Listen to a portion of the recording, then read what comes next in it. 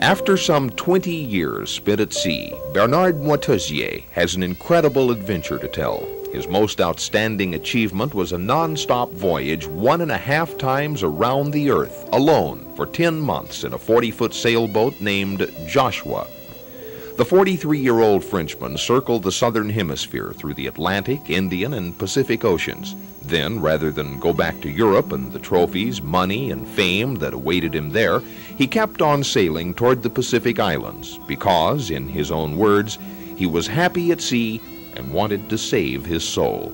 He continued straight on to Tahiti, where he dropped anchor after 37,000 miles around the planet. It is a great adventure to jump in the unknown and try to get the Holy Grail back. He compares his voluntary odyssey to the legendary quest for the Grail, where ancient knights fought the dragon in search of their soul. It had to become like a dance where everything had to be perfect. I was trying to get to perfection. That was the only way to succeed in that voyage.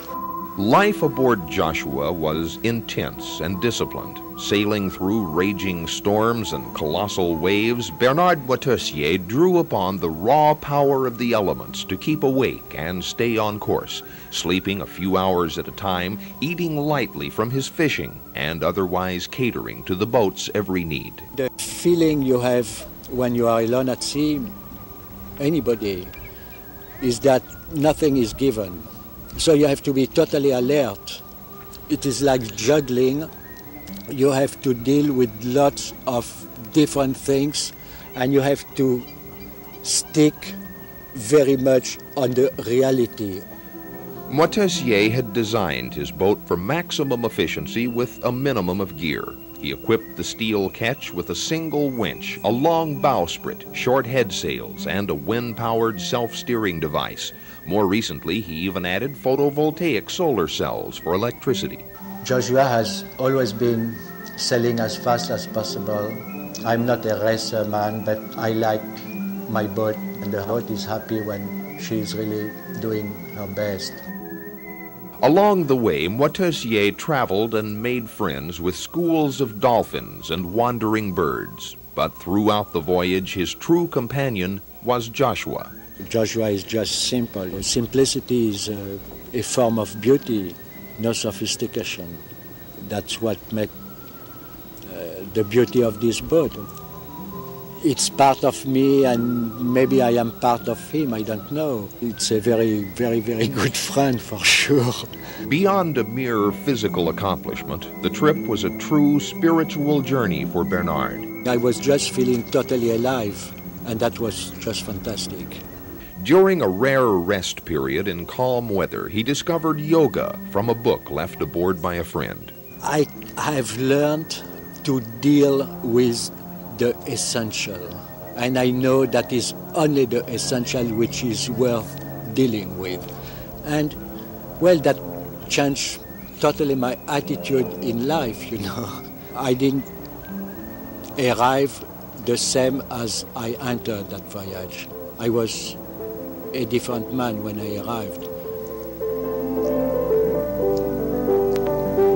And if there were some gales and some knockdowns, there were so many beautiful days.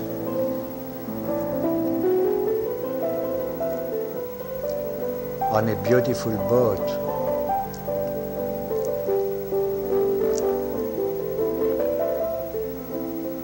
That it really made the time change dimension.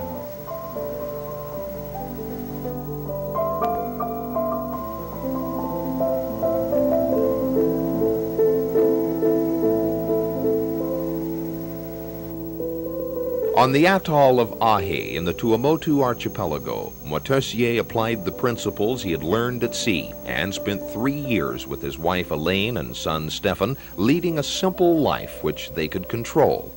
With a few pounds of nails and his 2 hands, he built a house for his family, and on the barren soil surrounding it grew watermelons, papayas, lemons, and avocados, much to the amazement of the natives. He taught his neighbors how to use composting and fight the rats, turning their desert coral reef into a self-sufficient land. The reason for for humankind to exist is to participate to the creation of the world, and that is one thing that was possible on that atoll. IA, we found out, was just a microcosm of the world, and what had been done in this little atoll could be done in a village, and could be done in 10 villages, and in 100 villages, and in towns, and in a country. Enriched by his Polynesian experience, Moitessier set sail again, this time for the American continent, with an unusual idea in mind. Addressing communities around the world, he proposed that they start planting fruit trees along their streets, roads, and paths as a symbol of the changes that we need to go through if we're to build a better world for our children. It would help changing the consciousness of the people on a very simple way. You know, you put a seed and you put a little bit of water, and then you have a tree with that, and the tree bears fruits. And that is like a symbol uniting the earth and the sky through the symbol of the fruit. Well, it would be like the Garden of Eden, but we can do it if we want to. Bernard's simple message comes straight from the heart. As he puts it bluntly, we've become our own slaves in a society gone out of hand. By using simpler and more appropriate tools, he believes that we could keep modern technology under control and preserve our environment. By becoming more aware of the world around us, he thinks we could learn independence from the insane and wasteful system that we've created and move on to the next step in our evolution.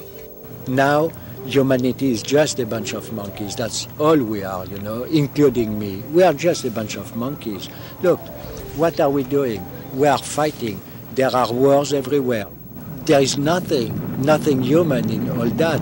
And we are fighting for money, and we waste things, and people are starving somewhere, and we don't really care, and so and so. So we are just a bunch of monkeys, and we are in the hand of our free will. We can remain a bunch of monkeys, or we can evolve. And that is the very big challenge.